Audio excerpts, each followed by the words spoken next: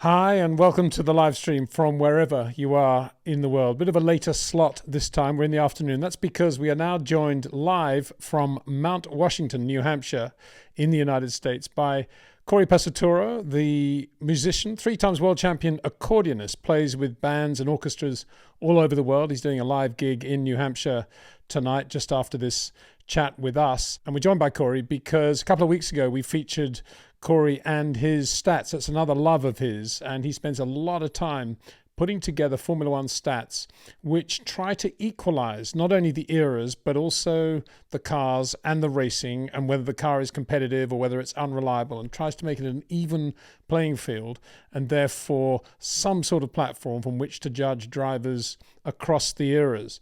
Now, in the video a couple of weeks ago, Cory said that Max Verstappen was definitely on track to be one of the GOATs, the GOATs, the greatest of all time. Of course, he isn't saying that Max is that right now, but I think quite a few viewers got that impression. So nobody better now to talk us through those stats in more detail, to answer your questions, and to talk about a little bit of Formula One as well. And he's a very knowledgeable Formula One fan. Here's Cory. He's definitely trending towards top 5, and I'm saying all racing, but I'm not putting him ahead of Sebastian Loeb, that has 9 championships in a row, most stage wins, just every record imaginable.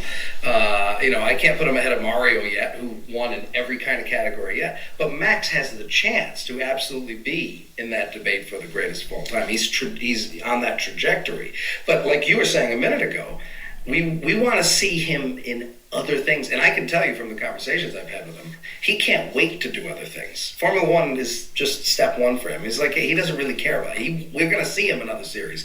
But I need to see other things, not just Formula One stats. I think not the problem, but I guess the confusion is you're talking about Max saying that's his potential. But you are relating him to drivers like Jim Clark and Fangio, who obviously, aren't going to be doing anything more. So I guess that's where the confusion, not the confusion, but that's where the comparison needs to be clarified. Well, it's just because he has more in his part. We only have so much data of Jim Clark. We only have so much data of these other drivers. We're going to see more of Max, I'm sure, for a long time. But it's a mix of, yes, he's trending towards being right in the debate with everybody.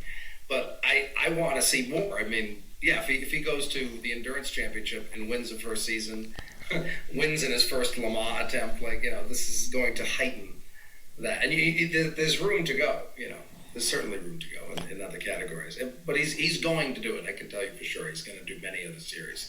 I don't know what exactly, but it'd be great if he came to IndyCar for 1 year and just wiped the field and then left.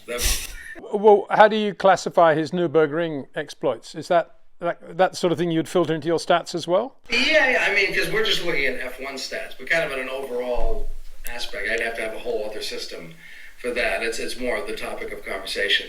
And like, what we were talking about with Nigel, it's like his F1 stats are, they're fine, but he went at, 40 years old, as an old man. He goes to IndyCar in his first series, and his teammates with Mario, and who's of course older at that point too, but he gets injured, breaks his back, comes back, he's leading the Indy 500, his first Indy 500, and he wins the championship that season. Like, that makes you rethink, wait a minute, this guy is special. Maybe his F1 stats aren't that impressive, but he goes to a totally different series and destroys everybody. So, that's what Jim Clark did. Everything Jim Clark jumped into, he was quick. Everything Mario jumped into, he was quick. So, we're just, the stats that I brought up, we're just talking Formula One. But it gets more complicated when you look at, okay, what did they do in other series? Yeah, I think it'd be kind of good to do something, well, this is what I would say. We need somehow to embrace a driver like Nigel Mansell, who is obviously good enough to be one of the great racing drivers of all time because of his versatility and because of the way he was winning races when he was in a competitive car, competitive team. But I don't think there's any driver that good who had to spend so many years in Formula One in an uncompetitive, non-winning car. I can't think of any driver, can you? Who had to spend, he started in 1980, first full season was 81, and he didn't have a competitive car until 85. End of 85. How many great drivers who went on to win, say, more than 30 Grand Prix had to wait that long to be in a quick car. And then in '88. Well, yeah. Yeah. I mean, 88 was, we were talking about in the live stream last week, that was Frank and Patrick saying we won't be dictated to by Honda. If they want us to run Nakajima, we'll run Judd engines and that's it. And so, you know, Nigel was there, capable of winning the World Championship in a Honda-powered Williams in 88, having to drive a Judd-powered active ride Williams and having a lot of problems with the active ride, not finishing races. And eventually they went to passive suspension for the British Grand Prix in the rain, and he finished an excellent second. So it wasn't the driving that went off at all. No, and I bet if you did a live stream at the end of the 1987 season and had a debate of who's better, Mansell or Senna, the statistics would show you, oh, it's definitely Mansell. It goes into the most dominant car in the history of Formula One in '88 and never looks back. That would have been an interesting discussion to have after the after the 1987 season. You just say, oh, well, Mansell definitely, he almost won the title in '86. So right there in '87 as well with PK. So it's, you know, it's a lot to look, but this is kind of the point, is people can't just look at the plain numbers. And this is another thing in the comments of, well, you should do this and you should do this and then you need to do this and calculate this. There's a point of diminishing returns on how deep you want to go into the statistics. My point, especially for all the new fans from the Netflix series, which I have never watched a second of. That's how you know I'm a true F1 fan. I've never watched a second of that show. And neither has Max Verstappen or Jos Verstappen, by the way. But if you just look at the plain stats, obviously Lewis Hamilton is easily the best driver of all time. But if you then go, okay, well, we're going to get interesting. We're going to look at the percentages. Well, if you just look at the percentages of wins and poles and podiums, then Fangio is easily the best driver of all time. Then if you go another step and start getting to the stuff I do and start categorizing different things, well, let's look at percentage. Then Jim Clark is going to become the best driver of all time. But so at different levels, you're getting different people.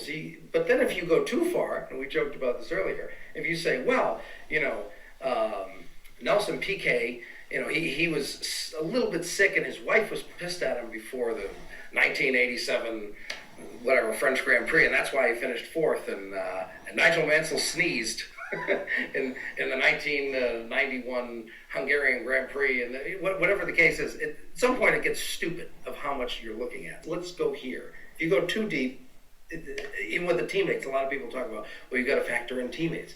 Well, that's too subjective too. Like we're going to start debating Barrichello versus Sergio Perez. It gets a little bit too complicated. But you have to go down from the top. You certainly can't just look at the plain numbers. Then you just go, oh, Lewis Hamilton, easily the best. And it's just not true. All good points, and all good points to bear in mind for the future as well. Okay, let's, with no more ado, let's bring up the browser now and have a look and see where we're going with questions from viewers. The first one is from Richard Freeman. Hi there, Richard. Good afternoon, Peter. The 3 circuits I went to with my father in the 70s, Brands Hatch, Lyddon and Crystal Palace. Wow, nice tracks. Sadly, I was too young to remember much. I'm sure you'll have some stories. Well, funnily enough, I was just looking at that picture of Crystal Palace there, and what a great shot that is of Carlos Reutemann going through North Tower. And what a great circuit that was. Short sort of circuit where, a bit like Catalina Park in Australia, where I grew up, as well as Warwick Farm, a sort of circuit where if you made a mistake on one corner, it took you sort of 3 laps to unwind the mistake because it affected the momentum of the next lap and a half. Great circuit, not long, but very, very good for racing, and you know, not in any way forgiving because it was surrounded by railway sleepers, a little bit of grass and railway sleepers, and if you went off, you hit something hard. But there were some amazing races there. And if you look at that angle of that shot of Reutemann, you know, it gives you a reminder also of what a nice thing it is to drive a Grand Prix car. It doesn't have that much downforce. Okay, they had wings, but it wasn't like today, and the cars did slide, and it wasn't slow to slide. That was the other great thing. So Crystal Palace, of course, lives in the memory of an era when the cars were really nice to watch at different angles. And of course, it did hold Formula One races. Roy Salvadori was brilliant around there and won the odd non-championship Formula One race at Crystal Palace. The other circuits, Brands, obviously, great track. Bernie Ecclestone famously raced there in a Cooper 500 in the 50s, early 50s, in the kidney-shaped brands, basically following the club circuit layout, wrong way round. It was originally grass, and then they paved it. And the first Grand Prix was held 1964, July 64, British and European Grand Prix, double title. Great race, great fanfare. Everything was perfect. The cars were the right size for the track, and Formula One was the right size for the pit area, and the crowd could all get in and out nicely, and there were great viewing facilities. And then it all changed. Formula One wanted more space, the cars became too big and quick, and it's just suddenly, it overgrew Brands Hatch. Great shame. But I attended many races there, weekends, went to Brands Hatch on Boxing Day, the day after Christmas, on many occasions, and it was a great atmosphere because it was cold. We were all stamping our feet and all this stuff. But there would be the racing cars, and they would be out there racing Formula Atlantic or Formula 3. And Boxing Day Brands used to get serious crowds. We're talking 15, 20,000 spectators on Boxing Day at Brands Hatch. But again, too many things to watch on TV these days. You'd never do that today. Shame, isn't it? And you'd get very good drivers doing it too. And Lyddon, we talked about Lyddon last week. Excuse me, lovely little circuit down in the south of England, near the town of Lydd, and famous for its rallycross track as well. Good little circuit, and also famous for the place where Ron Dennis was going to build his own test track to rival Fiorano in Italy for Ferrari, that Ferrari owned. But of course, that never happened. So there we go. Anyway, next one, Sarosh Soman. Hi, Sarosh, another regular. Peter.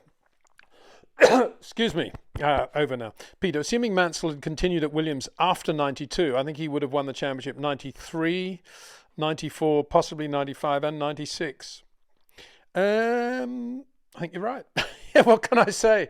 It would have made up for all the... I think that was one of the reasons I was so annoyed with Nigel when he... I was obviously TM at the point at Williams when he decided that he'd had enough of all this politics and Prost in the other car and all the rest of it, and he was going to go to America. And because I felt like you, I think he could have won 2 or 3 championships after 92. And yeah, great shame that, that didn't happen. And, but all you can say is, as Cory's pointed out, that he did actually win the IndyCar championship. Cory, what's your opinion about that one? Well, since you have the insight on this, if Nigel had not retired, would Prost have come back? Yeah, he would have. I mean, he would have had to have raced with Alain Prost. But the point is, I think he would have beaten Prost. I think he would have anyway. I'm absolutely sure he would. And just on the back of that, and I have mentioned this before, but this whole business of Prost being the professor was not actually a name that he had at that time, at any time of his race career. It kind of grew up after he retired, as far as I can see. It was never something was ever mentioned when he was racing. And certainly the feedback I got from Williams in 93 was that he was anything but, and that Nigel was much more on top of all the stuff he could play with on the steering wheel and the active ride, whereas Prost was a bit disinterested in it all and just didn't really apply himself to it in the way Nigel did. So I think on that alone, Nigel would have had him, and he was quicker, as we saw when they were paired at Ferrari. Of course, it all changed for 94 after the Hockenheim agreement of 93, when Bernie decided that it was all too expensive and active ride had to be banned and Williams were too quick and ban everything. And he sent he sent Pier Paolo Gardella up and down the pit lane to talk to all the team principals and get them to sign a petition saying that all this stuff should be banned. And 94 they'd go to whatever it was that we had on the cars, the plank, and it was a terrible thing and led towards Ayrton's accident at Imola. And that sort of absolute blanket banning of everything was just ridiculous. But it did change it. But I still, even then, Nigel would have been really quick. I think the other point is that it was quite funny because Frank, he didn't want the CVT transmission, constantly variable transmission that Williams had been working on, to be banned. That was the only thing he wanted to keep, and he felt he'd done a deal with Bernie that if he agreed to have active ride banned, that Bernie would allow him to keep CVT, which Williams at that point had spent a lot of time and money developing. And so he when Pier Paolo Gardella came to the Williams motorhome to meet Frank and say, would you sign this petition? This is what we're doing. We're banning all of this for 94.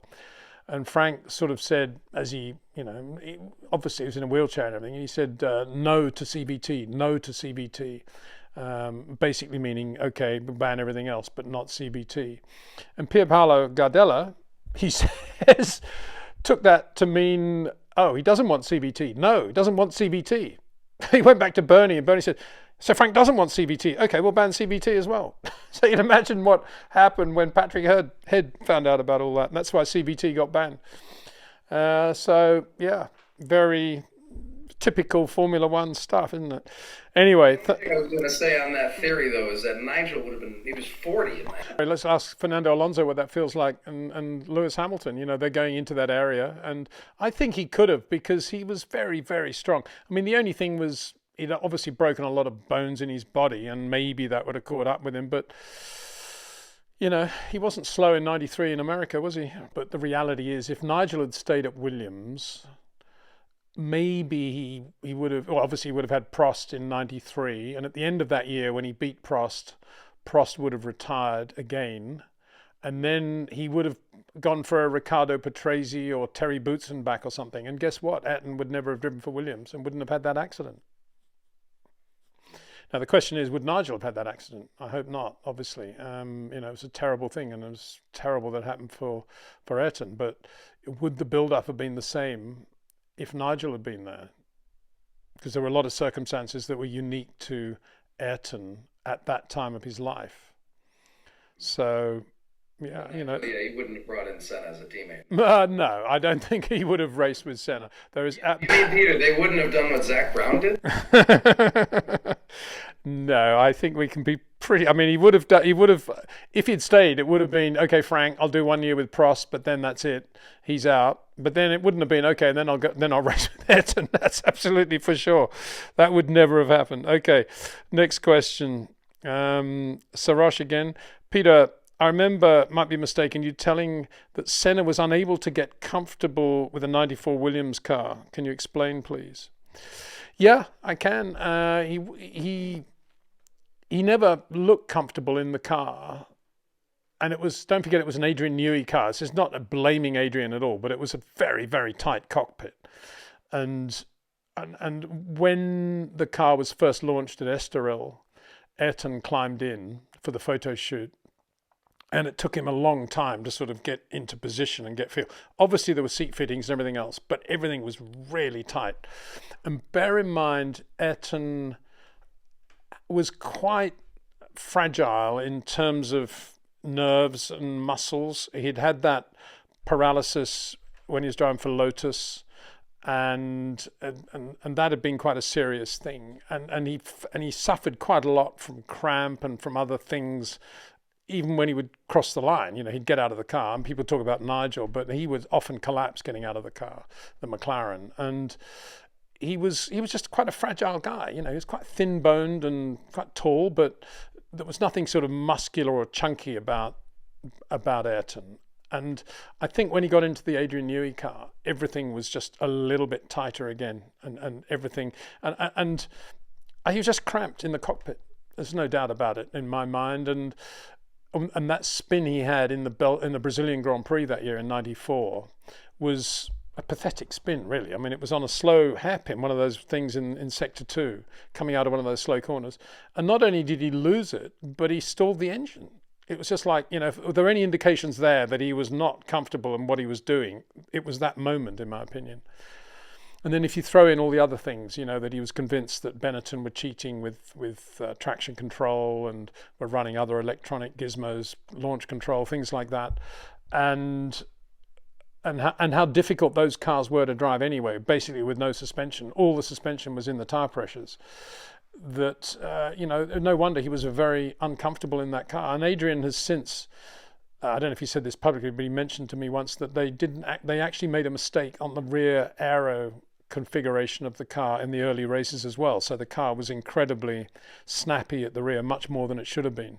So if you add all that together, and he wasn't that comfortable in the car, then, yeah.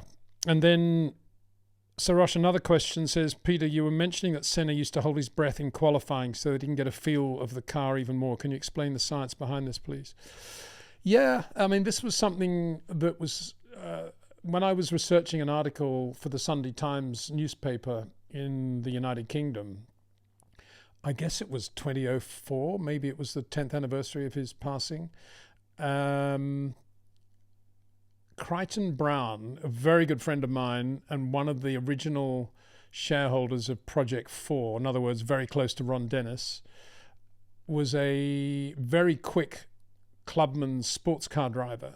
He and Ray Mallock used to have amazing battles in clubman's cars all over England. And Crichton was really quick, but he was also a super nice guy and a farmer, very nice guy. Married a Brazilian girl, very nice Brazilian girl. And because of that, and because Crichton was so close to Ron and went to all the races in being Marlboro kit, he became very close friends with Ayrton. And when I was researching this article, I had lunch with Crichton, not necessarily to research anything to do with Ayrton, but just to sort of see him. I think he was just, by that stage he'd moved to Brazil. I think he was a pig farmer in Brazil by then. And we had lunch, and I remember him, and he said, Peter, one thing I should tell you maybe, I mean, I've never told anybody this, but Ayrton told me once that when he's going to start a qualifying lap and the pole is in the offing, he tries to hold his breath for as long as he can during the lap. I thought, wow. And anyway, on the back of that, and because I was writing for the Sunday Times, I wanted to get all my ducks in a row. I actually contacted a specialist, a brain surgeon in a hospital in London, and took him out to lunch to ask him about this. And he said, absolutely, if you do that, and I'm just bringing this up now on AI, it says increased blood flow, in other words, that's a result of holding your breath, to specific brain regions in response to activity is a process called functional hyperemia or nervovascular coupling. It's a key physiological mechanism that supports and potentially enhances neural processing and reactions. So that's why Ayrton did it. And I can't imagine anybody in the world any other race driver in the world has even thought of doing that or has done that. Maybe they have, I don't know. But it was typical of Ayrton that he went to that extreme. That was the parallel of saying to the Honda engineers, what's the rev limit here? And they'd say whatever it was, 11.2. And he'd say, well, how can I get 11.3 out of it? That would be Ayrton's approach to racing. And, how do we start this race? Well, when the lights go out. Yeah, but how can I start just before the lights go out or as the lights go out, as distinct from after the lights go out? Everything was always on the edge and the limit with Ayrton. And, that's the way he was. And that's what he did. He used to hold his breath. And I mentioned this story many times, but I'll mention it again because you're a musician, and that's Ayrton never missing a downshift when it was, and he only drove with manual shifts, of course, and left foot clutch and right foot braking. But he would, if he was going down the gears, he would never go 6, 5, 4, 2, 1, which is what a lot of drivers did, or they would miss fourth and go from fifth to third just to make it quicker. Ayrton would always go through every gear, right down to first, even if he was going down to first. And I asked him once why he did that, and he said it was because he was in such harmony with the car, with his body and his nerve endings, that if he missed a gear like that deliberately, it would be as if he was a pianist playing a wrong note on a piano.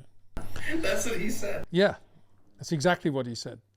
That is amazing. Hi, Peter and Cory. Who was the best driver who never raced after 1950? Who was the best driver who never raced after 1950? In other words, all the drivers up until 1950. I mean, Nuvolari is the obvious answer, I think, don't you, with that one? It's a pretty safe answer because he's arguably one of the greatest racing drivers of all time anyway, so, and probably of his era. Nuvolari would be the answer there, Tazio Nuvolari. Hello and Merry Christmas. Merry Christmas to you too. Yesterday, Alonso posted a video of himself rallying in his FIA cross car. How does that style of driving translate to benefits in Formula One, if at all?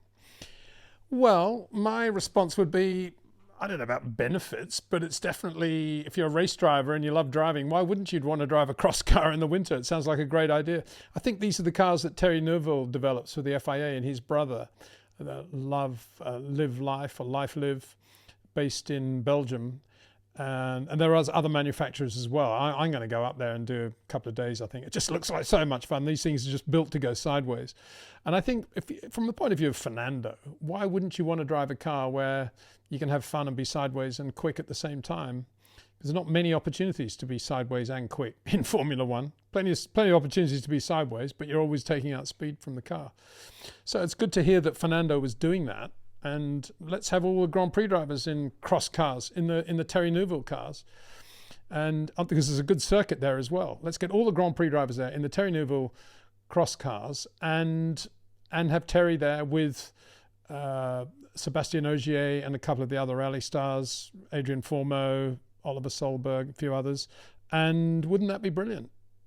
Let's do it. Make it happen. I don't know why we don't do this more, the 1984 European Grand Prix at the Nürburgring. Well, exactly. And I was talking about that in that, I introduced them at the beginning of the show in Autosport, reading about that Ford Sport Day. They're all in 3-litre Ford Capris. Jackie Stewart's there. This is 1970. So he's there as the reigning world champion. And he gets blown away by Vic Elford and Piers Courage. But he's not moaning or complaining about it, is he? He doesn't feel bad about it. He had a lot of fun. And that's the problem, I think, today. Everybody's too paranoid about their image and their brand. And that probably always all goes back to social media, I would imagine. But anyway. Max would do it in a second. He'd be like, great, let's go. Yeah, of course he would. Of course he would. And he wouldn't mind if he got beaten either. He'd do it because it's fun. Exactly. Have you seen, Cory, as a matter of interest, have you seen Max doing his gaming? I mean, actually driving on a simulator? Very, very little of it. But I know that many of the people in that world will tell you he is the best sim driver in the world, which is no surprise. Which is truly amazing to be the best at both, because they are, they're different. Even in music, you can be the best straight ahead jazz player. It doesn't mean you're the best hot jazz player, even categories. So it's like for him to be the best sim driver and the best real driver that's really something. Well, no surprise again, really. He is that good, isn't he? Edgar Kapp. Hi, Peter. First of all, thank you so much for your videos. I wonder about the helmet on your bookcase. Is that a Pedro Rodriguez helmet? And the black and white panorama picture, is that Sebring? Best wishes. No, it is a Pedro Rodriguez helmet, sorry, but it is a replica, kindly presented to me by Diego Marino, who's got an amazing helmet collection, all replicas of Grand Prix drivers' helmets going back to, when the full-face helmet first appeared, which was, 1968. So he's got an amazing collection, does them all beautifully, right down to the type of visor, everything perfect. Diego's just a fan based in Madrid, lovely guy. He's on this show quite a lot, asking questions and so forth, and we've been friends for a long time. So that's that. And the photograph actually is, that picture there is a Jesse Alexander picture of the start of the Goodwood TT at Goodwood there's a Le Mans start. So yeah, actually just on that point, I do put these details in the description below every video about that and other things as well. So if you don't look at the descriptions, I invite you to have a look, because I put in quite a lot of messages in there and thanks and little details that you may find interesting, may not. But that description is quite a powerful thing, and we spend quite a lot of time on that description, and all of those details are in there. And yeah, Jesse Alexander, great photographer. Drew C. How are you, Uncle Peter? I'm okay, thanks very much. Peter, Mary. Now that Audi's joining, is there 2 Germans in Formula One, not just Benz? Do you think they'll fight for a Germany Grand Prix, seeing as they're adding all these other tracks to the grid? Well, it would be nice to think that, but Germany's had such a strong presence in Grand Prix racing over the last decade anyway, if not longer, going back to the day Michael Schumacher started winning Grand Prix, and they stopped having a Grand Prix when basically Formula One upped its money and its appearance money and the Germans just said, no, it's too much. We don't need that. And so that's where we stand. So I don't think having two teams will make any difference if we've had Mercedes winning all these Grand Prix and world championships and there being no German Grand Prix. So I don't think having Audi there will change anything, sadly. But I like you, I think it's absolutely ridiculous we don't have a German Grand Prix, given how important Germany is to Formula One and the role they've played in the history of the sport. And the same can be said for the French Grand Prix. And even more so, really. I mean, their history is even longer than Germany's in terms of staging races, and they've had a presence going right back to the early 1900s, as Mercedes kind of had, but Renault even before then, of winning races. And it's such a shame they're not doing their own engine next year. I think Audi obviously are coming in, but Renault are going out, and that's a great shame. As I said in a video I did yesterday, and that's mainly we've got Audi in, and everybody's saying, isn't it wonderful? But I don't think necessarily it's a great thing if we're losing a company like Renault.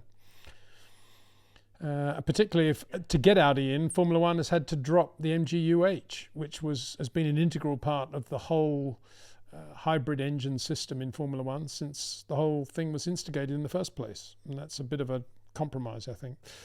So Drew says, what do you think of all the engine drama with Mercedes and Red Bull? Will the FIA make a rule to stop them?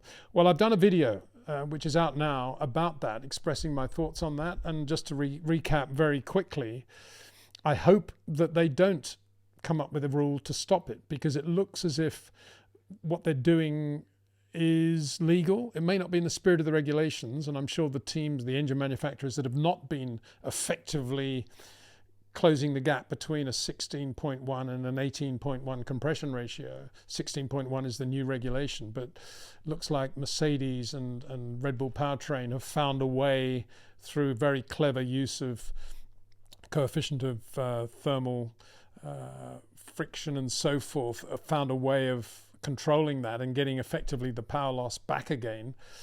And yeah, I'm sure the FIA will try to ban it because they want parity, and we've seen in recent years that some engine manufacturers have been given an opportunity to pick up horsepower over the winter.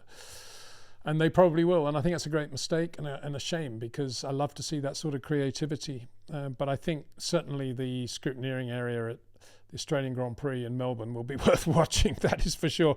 And I feel sorry for Nicholas Tombazis, who's the FIA head of the FIA rule writing, if you like, because he's got a small team and he's up against 11 Formula One teams of engineering, so it's a bit of an unequal task. A and B, I feel sorry for Joe Bauer, who's going to be in the Parc Fermé getting a lot of the flack as well. But this is not going to be something like a wing or a weight or fluids. This is going to be a very, very difficult thing to police and to get on top of. Something like compression ratios of pistons and combustion chambers. That's what we're talking about, and it's not an easy thing. Be interesting to see what happens next. They may say we'll give them a pass for a year and then change it for 2026, 27. May do that. Okay, I'll answer this next question first and hand it over to Cory as well. Alessandro Durango. Hi, Peter. According to the new regs, which driver do you expect to shine the most? Can I state the obvious and say the driver in the quickest car? And I think the quickest car probably will be the Aston Martin Honda. And I think, therefore, Fernando Alonso will shine, and he'll be really, really quick in 27. Well, he's always quick, but he'll get results for being quick, if you see what I mean. I can't see the Newey Honda combination being slow at all. Obviously, Mercedes, you'd have to say they're going to do a good job with the power unit. Will the car be as good as an Adrian Newey chassis? I very much doubt it. Ferrari, jury's out on both the power unit and the chassis. Red Bull, I think the power unit will be better than people think. The Ford electric side, yeah, but I think there's a lot of good people in Red Bull powertrain under a regime that was basically begun by Adrian Newey, now run by Phil Prue, who's a very good engineer as well, ex-Mercedes too. So there's some good people there. And McLaren, you just can't see McLaren with Mercedes power losing the plot and doing a terrible job with the car. Even though it's a completely different car, they do have building blocks that will still be applicable. But if you wanted me to take a punt, I would say Fernando Alonso and the Aston Martin Honda. And now over to Cory on what you think about that. I mean, wouldn't it be something if Alonso has a car capable of winning a title and he's right there in the mix? Because I feel like I'm one of the only people in a lot of the comments I read around the world that's just, I've never been sold on Alonso. I've just never, I think his 05 title was, you know, in terms of titles that someone didn't deserve, that one to me is at the top. Kimi Räikkönen absolutely deserved that time. How many times did Kimi have something happen in the last couple laps? And then 06, I mean, if Schumacher's engine doesn't blow in Japan and he has his best drive, I think, of his career in Brazil, final race, it's like, he should have won that title. And the Renault, didn't the Renault have some illegal parts in the first half of the season? Yeah, that valve, you know, the duct they had, and which was a very cool thing, and they just banned it because nobody else had got it. It was ridiculous, but it was a very, very efficient thing. But I don't know. Yeah, he's great. Alonso's amazing.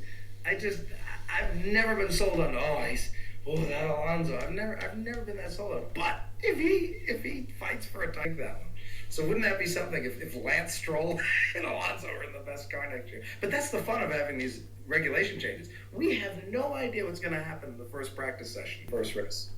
And we don't get this too often. In 09, who had the Brawn, you know, taking over and winning a title? So I mean, it's fun when we get these regulation changes. Yeah, I mean, let's not forget, in terms of age, Fangio was not young, and his career, of course, was blighted by World War II and having to sit through World War II. And didn't sit through World War II. He played his part for sure in Argentina and did his thing, but there was no racing then. So that was like 5 years just bang out of his career, which accounts for why he was older when he started. And then, of course, we shouldn't forget about Jack Brabham, who was 44 in 1970 and was taking it big time to Jochen Rindt, who you could argue was the fastest guy on the block. There was nobody quicker than Jochen Rindt, really, in 70. Jackie Stewart, as quick maybe, but nobody quicker than Jochen. And Jack, in the Brabham, his own car, was right there, wheel to wheel with Jochen, and often ahead of him and beating Jochen Rindt. That's how good he was at age 44. So I don't think we should be worried about Fernando in an era when it's much more opportunity to be super fit and make sure you focus on exactly the right aspects of your physiology. And then Jack Brabham, 44, taking it to Jochen Rindt and beating Jochen on occasion, and right there, as quick as Jochen Rindt, age 44, at a time when there was less opportunity to focus on your fitness and physiology as there is today. So I don't think we should worry about Fernando at what age he'll be. He's waited so long to be in a great car again, and now he's got an Adrian Newey car. He's got an Adrian Newey car and Honda engines. I mean, doesn't get much better than that, does it? Exclusively as well. Honda don't even have to worry about doing customer stuff. I mean, it's just amazing. And so if he doesn't win the championship next year, he never will. But again, for a third time.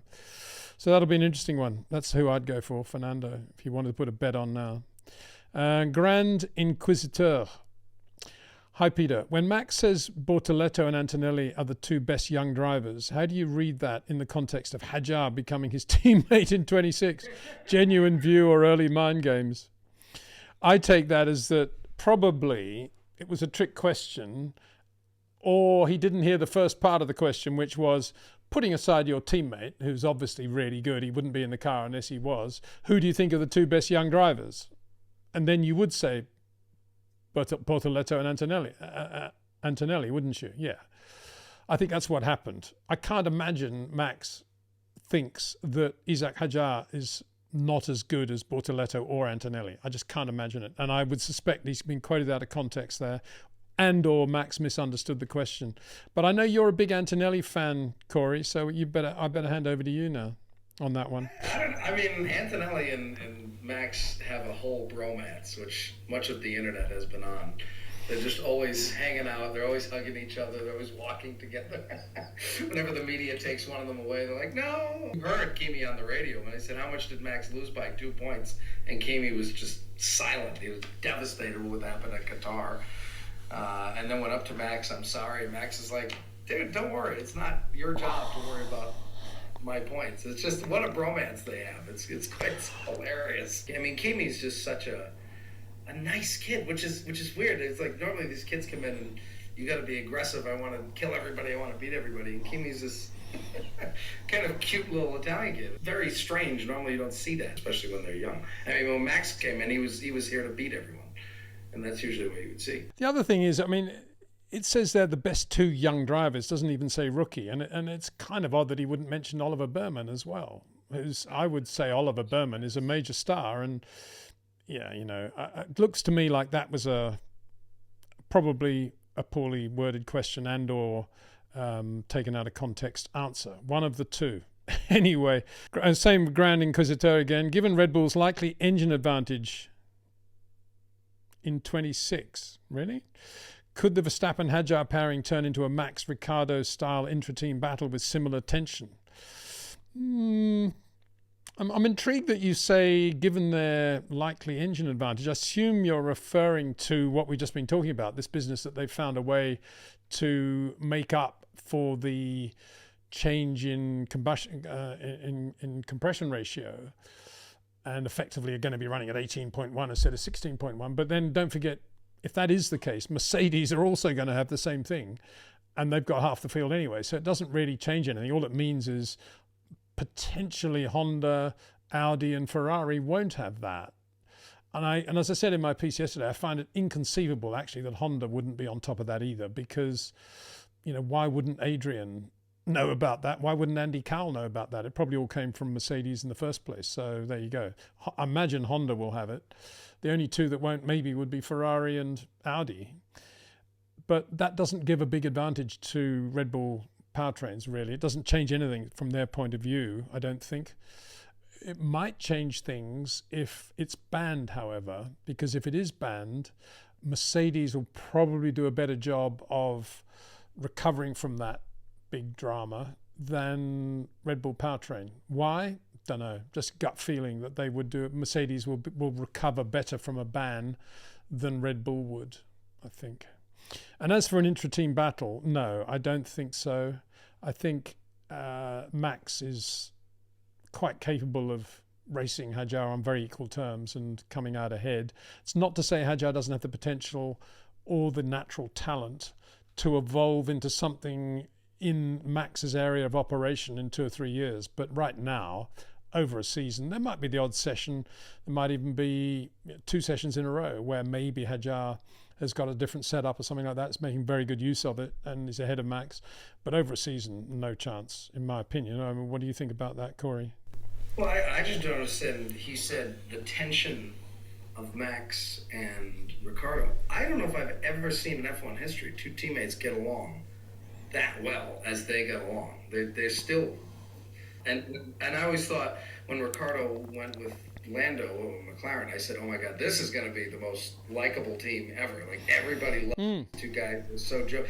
And it wasn't as good as Lando and Sainz, Carl Lando, and it wasn't as good as Ricciardo and Max. I mean, these guys get along. So I don't know where he's saying there was tension. And we talked about when it happened. When Ricciardo left Red Bull, like, what are you doing? And he leaves for the money. The money was there as a way of, if you want to leave, you'll get paid a lot of money. And of course, it wasn't the only thing. It was, I don't need to be at Red Bull getting blown away by Max Verstappen. A, it's not good. And B, they're probably favouring him. It's the usual thing that filters into your brain from all the people that you surround yourself with. You know, you need to be in a number 1 situation, Daniel. Red Bull are favouring Max. Marco doesn't care about you, he only cares about Max, whatever it was. And then you got the money dangling there. You go to Renault.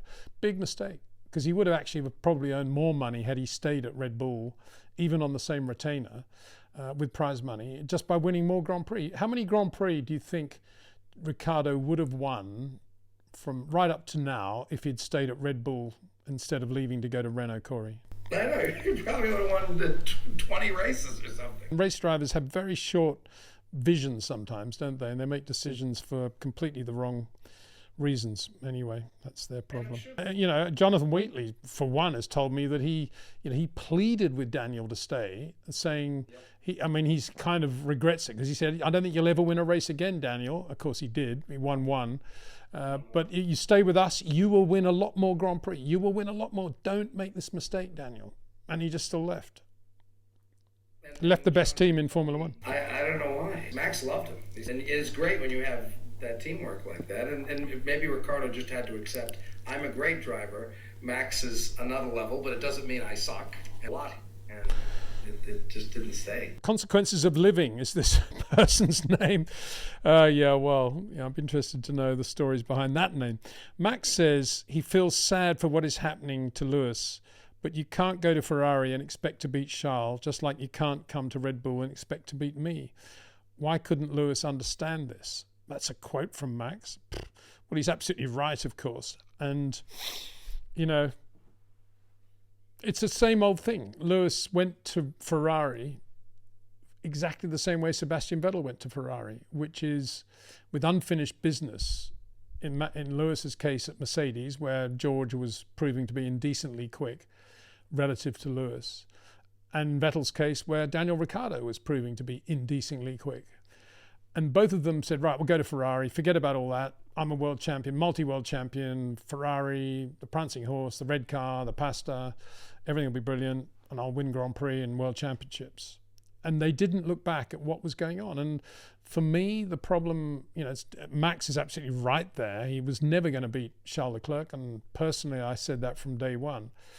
But also beyond that, Lewis's driving style and confidence changed dramatically in 22, 23, 24, 25 with a very, very difficult to drive Mercedes, much more difficult than any car he'd had to race at any stage in his career, with bouncing and everything else worse than probably any other car on the grid.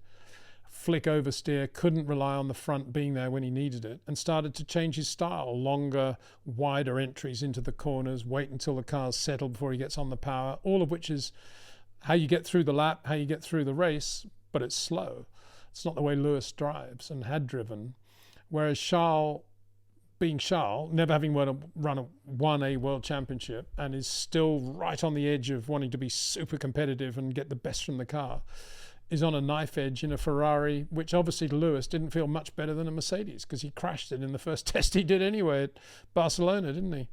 So anyway, that was my take. But what do you think, Max? I mean, is that quote from Max about Lewis ring true to you, Cory? Yeah. I mean, the difference of what Schumacher did, he brought his whole team to Ferrari in '96.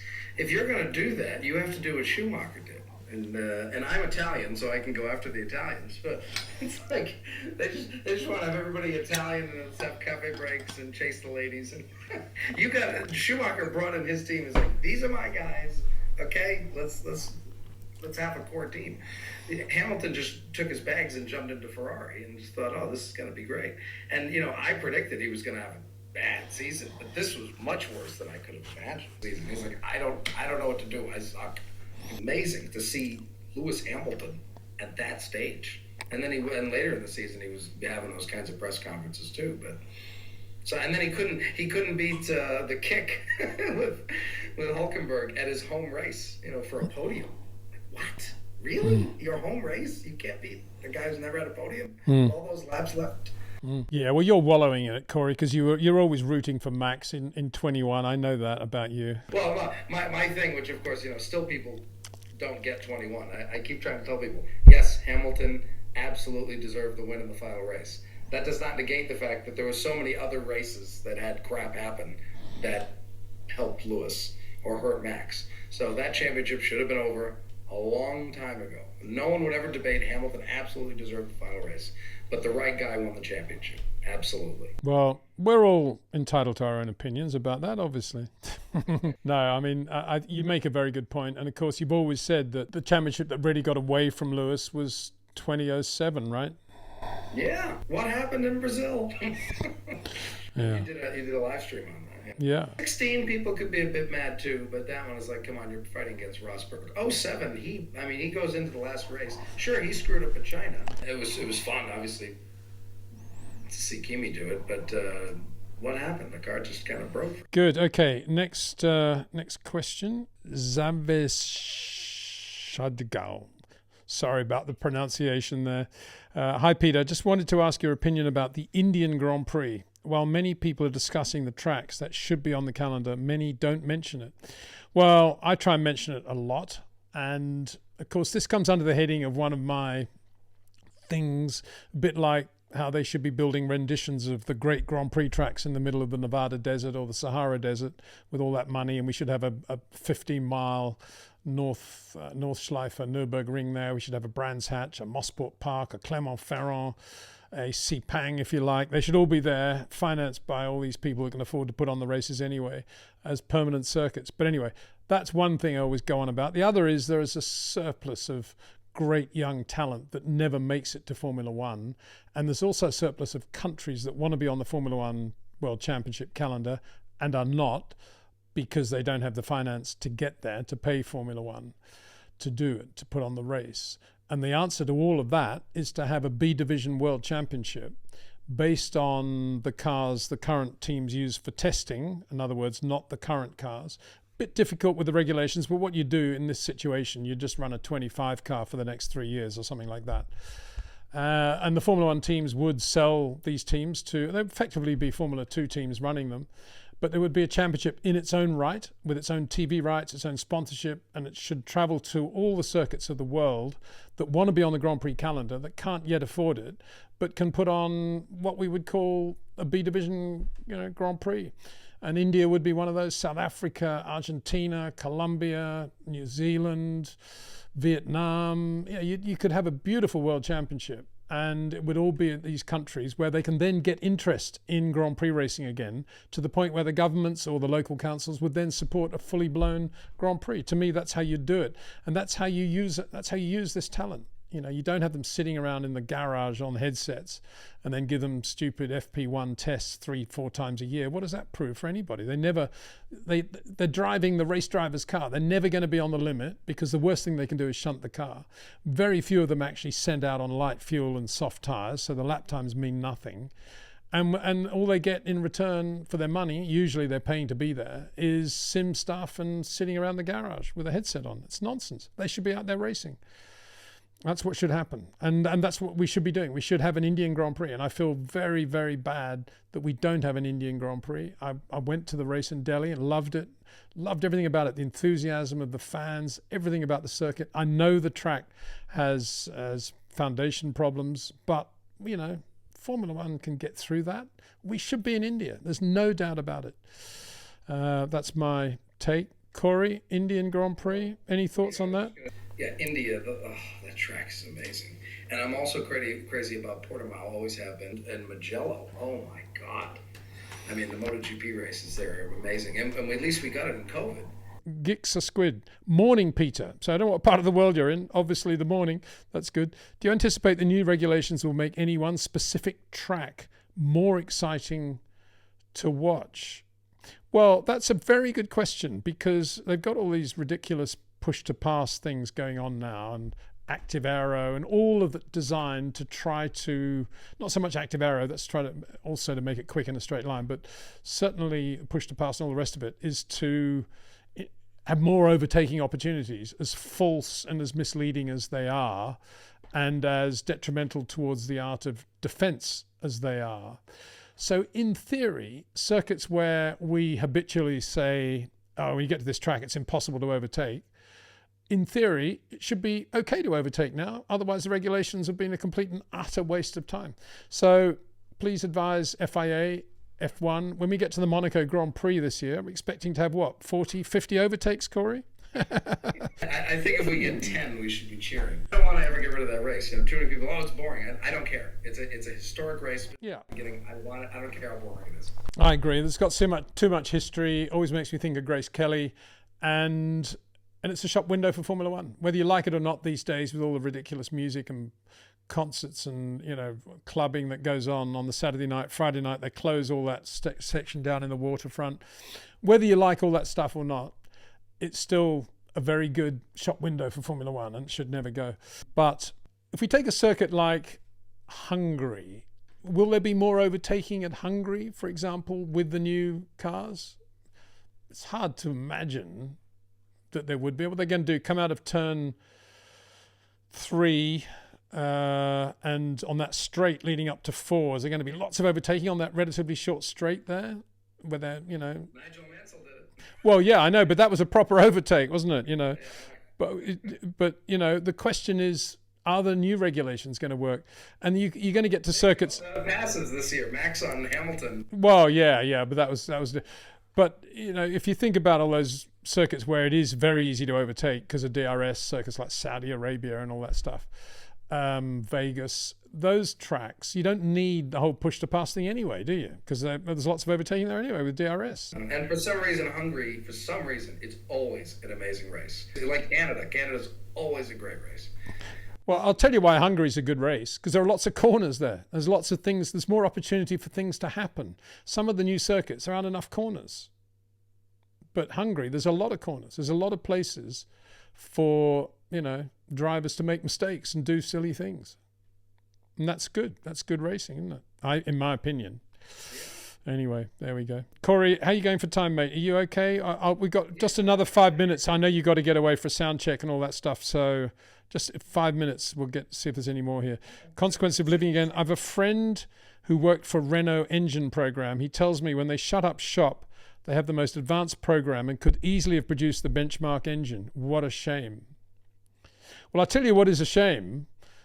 The shame will be if Audi haven't bought all that stuff and built an engine around that, because from what I hear, they're having a few problems there. And the most logical thing they could have done would have been to have bought all that Renault engine stuff. But I bet they haven't.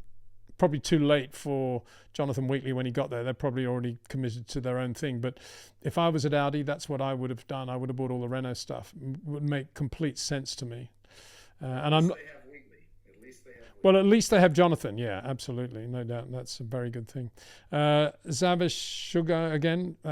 Why do you think people don't usually mention Graham Hill as one of the goats of the sport? Although he is the only driver with the Triple Crown.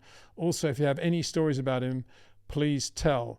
Well, I'm going to hand over to Cory in a second, but I will just say I'm always conscious of Graham Hill and how good he was as a Grand Prix driver, and how great some of the races were that he drove alongside drivers like Dan Gurney, Jim Clark, John Surtees. And I've often said that his win in the 65 Monaco Grand Prix was one of the great wins of all time, bearing in mind he was leading the race, and about lap 20 he came up to lap Bob Anderson's slow-moving, privately entered Brabham Climax, which happened to have a gear selection problem as it was going into the chicane and was going much slower than Graham had anticipated. And to avoid hitting the back of Anderson's Brabham, Graham went up the escape road of the chicane, which was uphill slightly. And at that point, he was stuck, basically. And the only thing he could do, because he couldn't do a spin turn in the car, there were marshals everywhere, was to get out of the car. There were no seat belts. Push all the marshals away, because if a marshal touched the car, you were going to be disqualified. He wheeled the car around with a 3-point turn, pushing the car with the steering wheel, got back in the car, jump-started the car on the ramp down the escape road, rejoined the race, and won it. That was a serious Grand Prix win. Doesn't get much better than that. I was at Le Mans when he won in the Matra in 72. Wasn't at Indy in 66. I mean, that's the only slight blemish for me. I still believe Jim Clark won that race, and I think that's now been endorsed by old USAC hands who were overheard by Nigel Roebuck one day saying, yeah, of course, Jim Clark did win that race, but at the time we realised it was too late. We'd given the win to Graham. It was all a lap charting thing. But even so, Graham was quick in that car. He was very good in Formula 2, very good in Jaguar saloon cars. He was very good in Ferguson four-wheel drives. He was brilliant in early Lotuses that used to fail.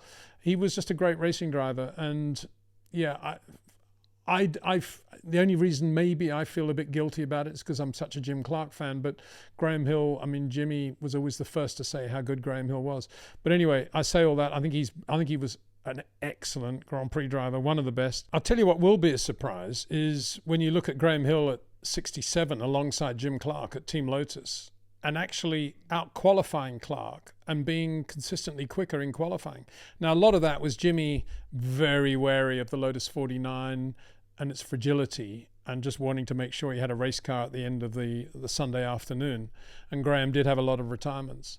And when they got to a circuit like Spa, for example, Jimmy was in a class of his own. But Graham was quick in 67. He was Jim Clark quick in 67. And that says a lot about him, I think. And then, of course, when Jimmy passed away in 68, it was Graham that picked up the Lotus team by the shoelaces and took it to the World Championship in 68, driving beautifully.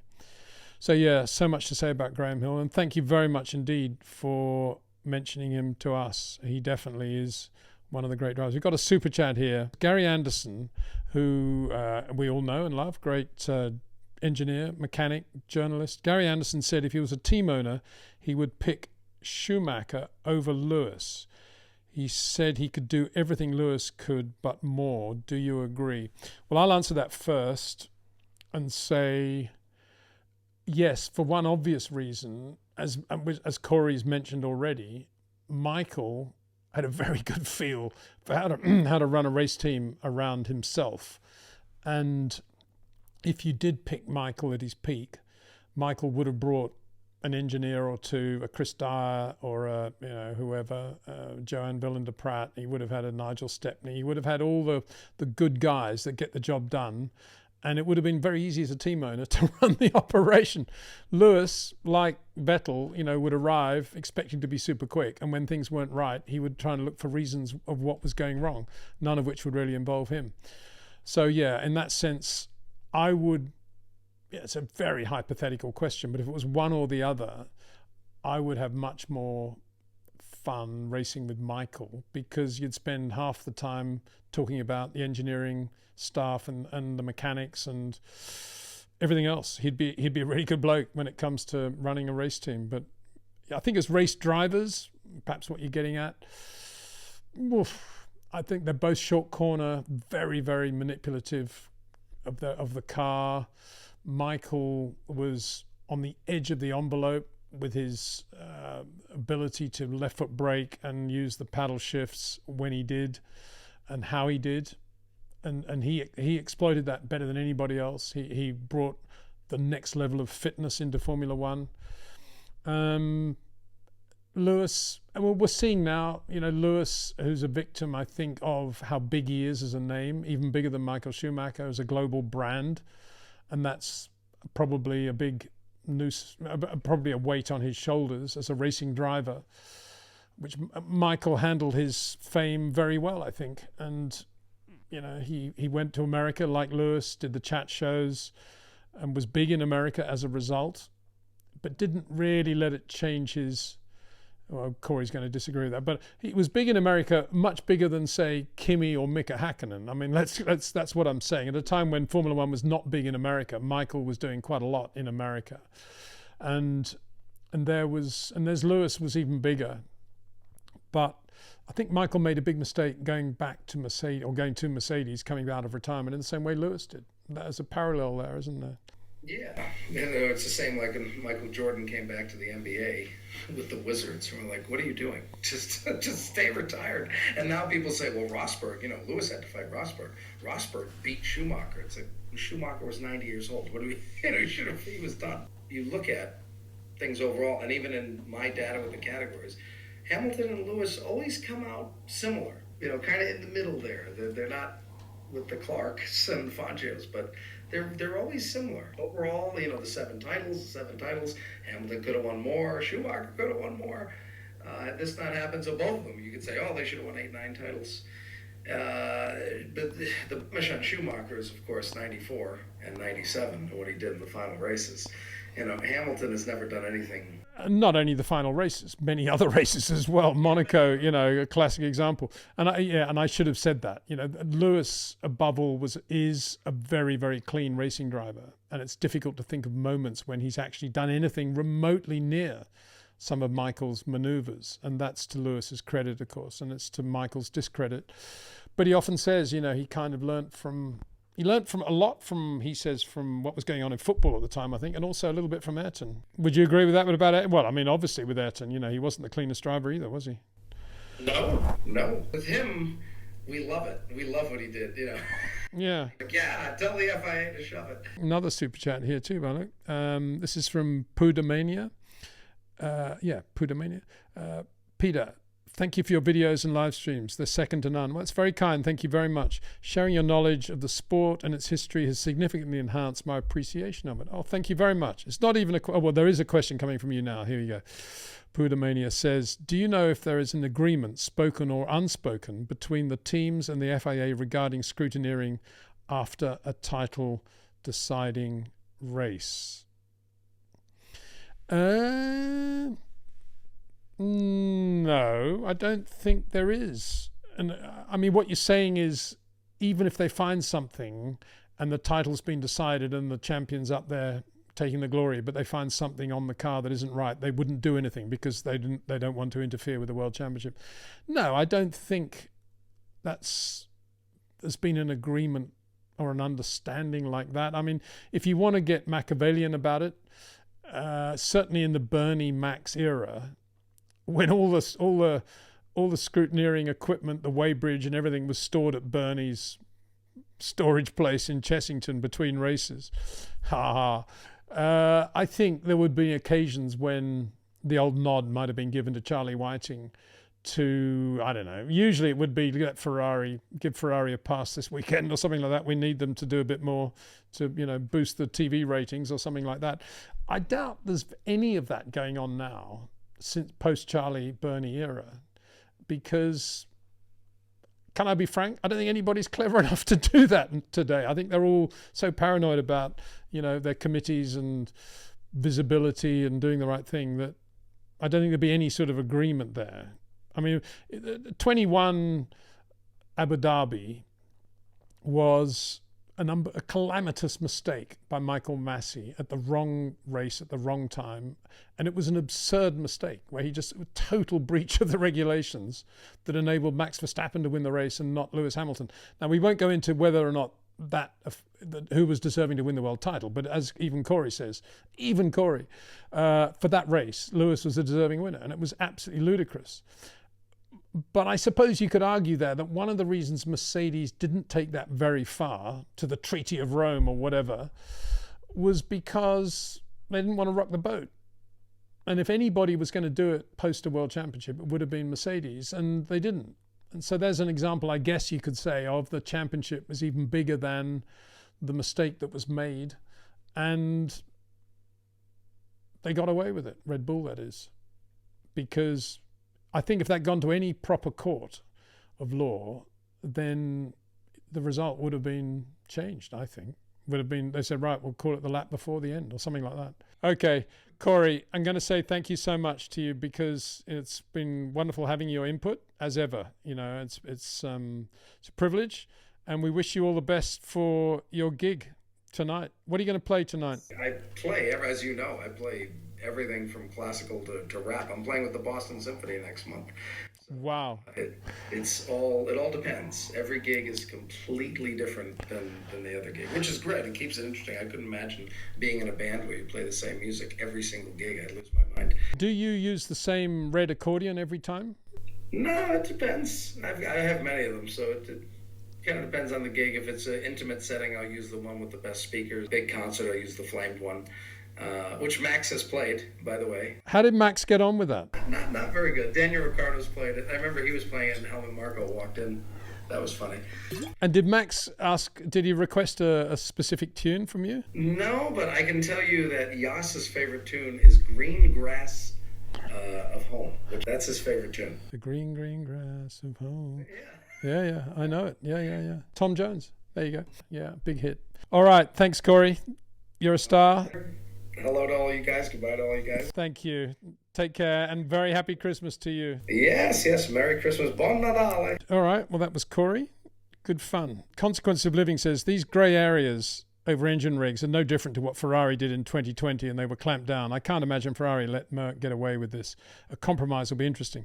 Yeah, it was a bit easier to clamp down on that, though, because that was fuel metering rate, which is a very easy thing to police and obviously to control. And as we speak, that's another issue coming up in 26 as well, but easily to police. Compression ratios, much more complicated, particularly if they're varying according to the thermal efficiency of the engine and how hot the engine's actually running. Very difficult, in my opinion. Maybe they have to change the environment. And this is all because the rules state that it's at ambient, and ambient is a pretty grey area. And they'll have to rewrite that. And if they rewrite that, then either Mercedes and Mercedes and Red Bull are going to have a major drama, or the others are, in not being right there with power. So that's why this is a more significant issue, because it's a very complicated one. Games and Music, that's a good title for this show. Good afternoon, thank you. Daniel Brodsky, hi Peter, thank you for your job. After the race drivers pick up rubber on tyres to gain weight, so it's impossible to be underweight if it's not Spa. So why don't they weight the cars without wheels? You guys ask the best questions, don't they? Is the answer because then it would make it too difficult to run near the weight limit that we want? It's not a bad answer. I suspect, I don't know, one simple answer is it would take too long, take the wheels off the cars, have to put on all those, aluminium fitting wheels and set up wheels and blah, blah, blah, all too complicated. But it's a good question. It's a very good question. They're always saying pick up the rubber, and that does increase the weight, obviously, and by a tiny amount. But yeah, it's a very good question. I will ask somebody of import next time I'm with them if I can. So there we go. Pudamania again. Lando was met with a world champion position board on the grid, celebrated with his parents and team, was congratulated by the drivers. What would have happened if they then found his car to be too light, his skid block too thin, or his DRS flap too wide?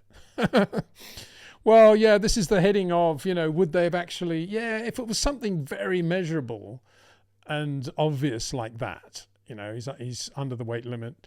I was thinking more of procedural things, but if it's like that, he would have been disqualified for sure. I have no doubt at all that he would have been disqualified had any of those elements, or any others indeed, wings, whatever, had they discovered them to be illegal, especially after everything had happened with McLaren, with the flaws. So McLaren would have been very conservative in that last race, I suspect, on everything, as I said at the time. Another Christmas voice leaving around Christmas. George Michael as well. Yeah. Very, very sad, eh? There you go. Chris Rea even took part in a BTCC race with Nigel Mansell in 93. Yeah, he's a very good guy.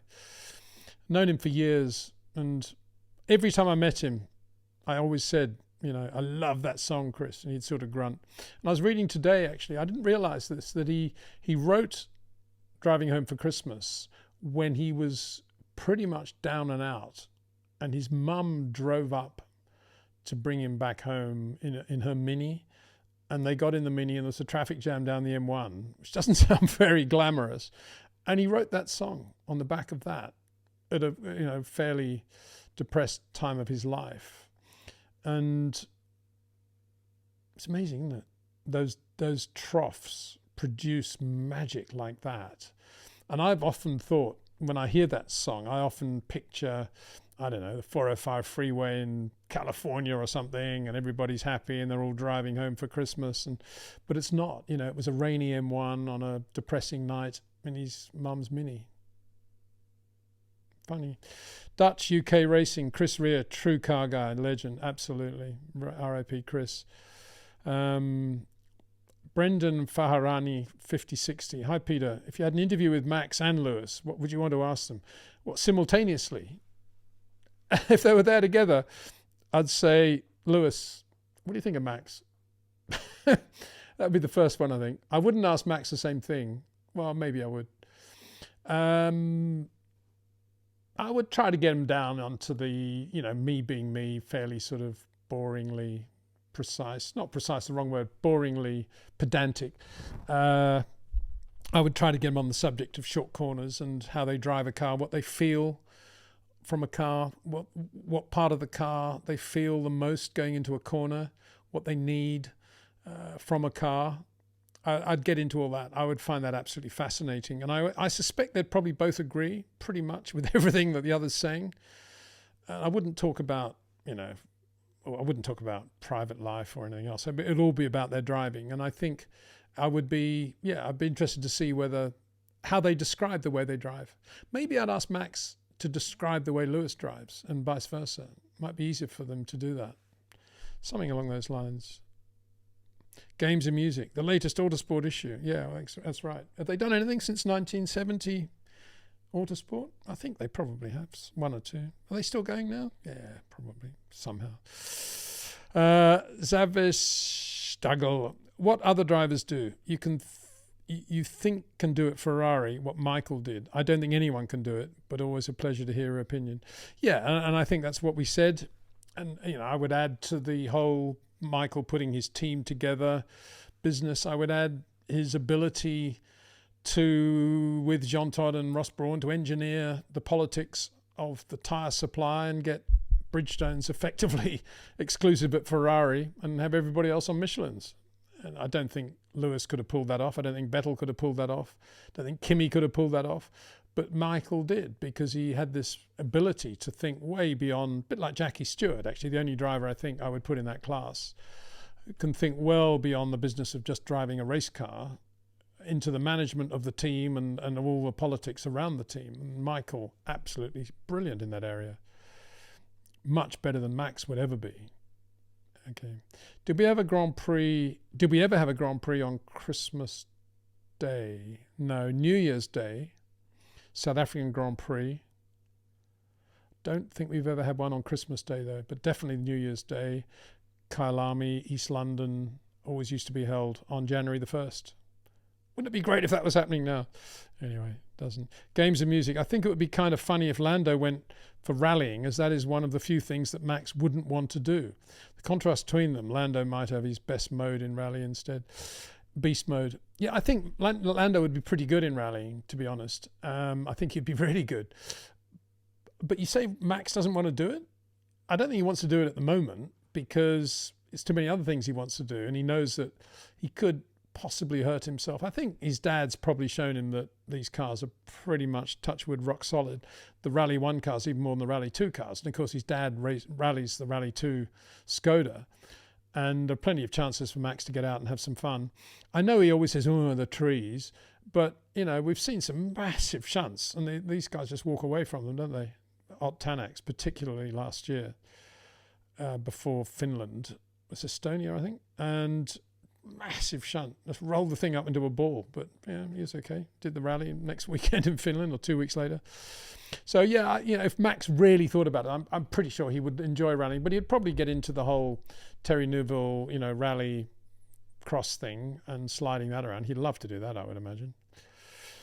Zavishagal again. What do you think about the top 50 drivers of the 2025 list?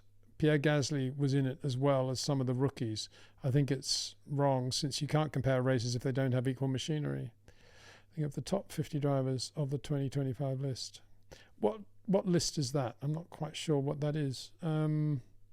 Top 50 is a lot. We're talking about Formula One here or all forms of motorsport. A bit confused about that. I would put Gasly somewhere near the top 10 of any list. I think he's really good, Pierre Gasly. And obviously the machinery he's had has been rubbish this year, but he's driven really well. He'll probably have a pretty good year next year with the Merc engine in the Alpine. Who knows? Could be the dark horses as well. I think at this point it's getting right near the end of the live stream. So I need to say big thanks to everybody and to wish everybody a very safe and happy Christmas and New Year going into 2026. Been some ups and downs this year, usually balances out sort of, But I'm really looking forward to 26, looking forward to continuing these live streams and the videos we're doing with a whole new package of guests and the way we do things. So looking forward to that very much. And in the meantime, also to thank Jetcraft, REC Watches, OEM Exclusive, and of course TrackNinja for their support of this channel, without whom we wouldn't be able to do what we were doing. So thank you very much indeed for your support. See you soon.